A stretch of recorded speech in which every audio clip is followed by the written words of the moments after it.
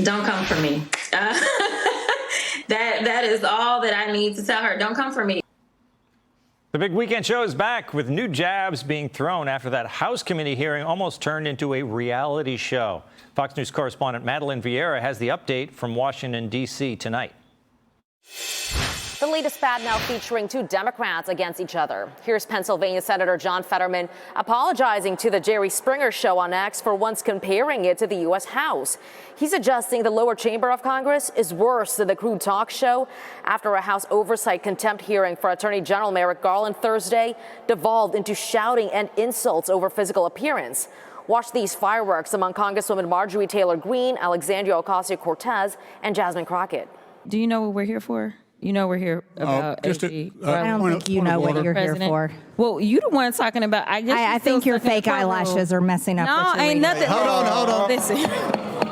Order. Mr. Chairman, that's beneath would even you please regain the order of your committee? Mr. I do have a point of order, and I would like to move to take down Ms. Greene's words.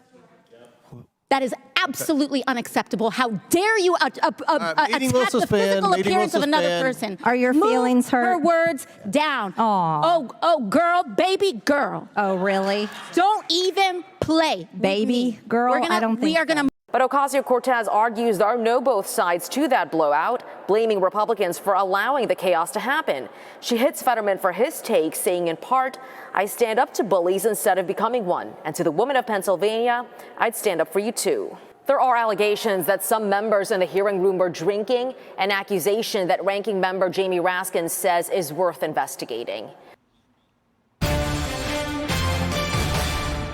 So, is decorum disappearing from Congress? AOC is using it as an opportunity to call Republicans authoritarians, posting this on X, quote, you see, this is the microcosm of what authoritarians do on a larger scale. ID a vulnerable person and or community that's easier to break the rules towards, normalize it with often both sides rhetoric, and then use that rule breaking to undermine deeper processes and rule of law. Then there are the cries of racism. Crockett, who was involved in the fight, calls Greene a racist and told reporters, quote, she probably will raise money because the racists are going to be so happy to give it to her. And she wasn't the only one. I think there's no question that Marjorie Taylor Greene uses racist language all the time. I mean, let's be very clear. She's always actually, I think, coddling to white supremacists. She's coddling to the language that Donald Trump uses. Whether she's racist or not, she is a disgrace to the American people. She's a disgrace to that Congress. Okay.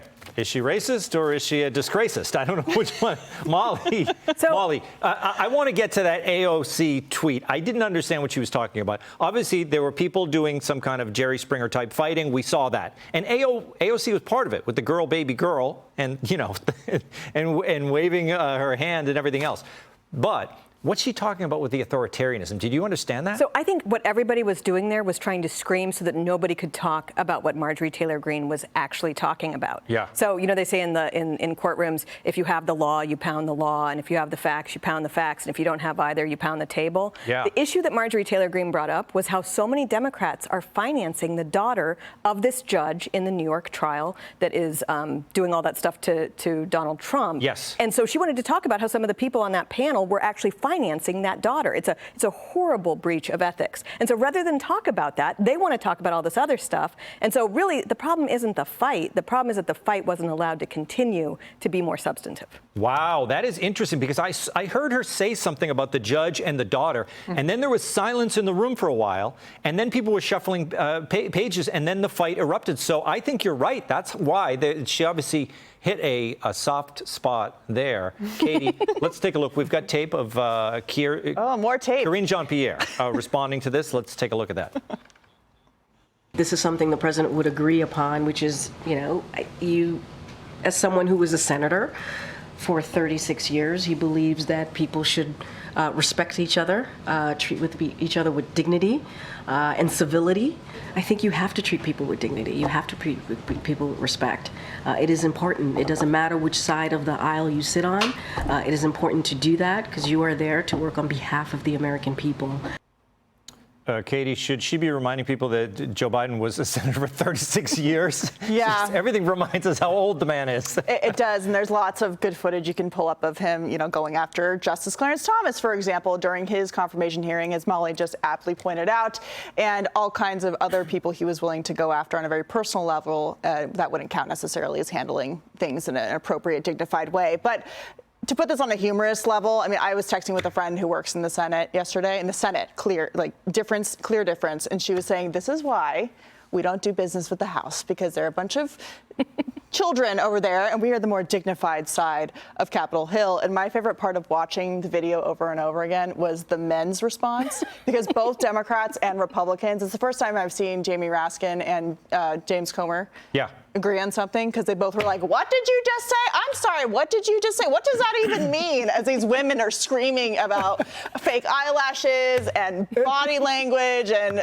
all kinds of things. So I thought it was funny to see the difference between men and women sometimes, I guess, on Capitol Hill. They can fight. Women can fight when you get into these kind of personal attacks, right, Griff? But the thing we didn't show was Jasmine, the representative. She got in the fight as well. Now, she was offended because Marjorie Taylor Greene said something about her eyelashes, but then she came back with something about a beach body. Did you hear that? Yeah, so she offended the body of Marjorie Taylor Greene. But just quickly to Katie's point, the last thing I anticipated doing today was Googling what baby girl means and what that insult is. Can you tell me? That's why all the men in the room were very confused. It's baby girl is a term that refers to like an attractive 25-something Hollywood guy like Harry Styles or something. I think he's a baby girl. So I'm not sure what that sling was. Meanwhile, let me just say this about it.